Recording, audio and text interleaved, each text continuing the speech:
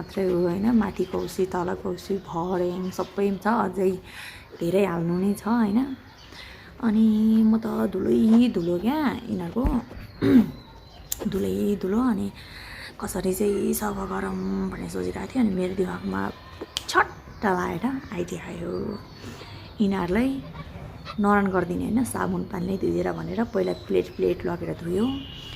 अनि त्यहाँबाट एउटा गरेर नरन गरिरहेको छु कि म चाहिँ फर्स्ट टाइम भोइस रेकर्ड गरेँ। अलिक कस्तो नर्भस चाहिँ लाग्ने रहेछ।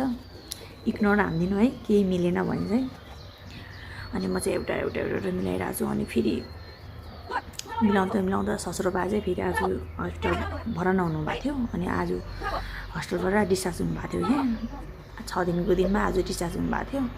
अनि ससुराले बोलाउनुहुन्छ कि फेरि ढोका खोला भनेर फेरि जान्छु होइन। अनि ढोका खोलेर आउँछु। आयो अब म। अनि आएर ढोका खोलेर ससुरासँग बोल्दै कुरा गर्दै सरसफाइ गर्दै अनि सोध्नुहुन्छ क्या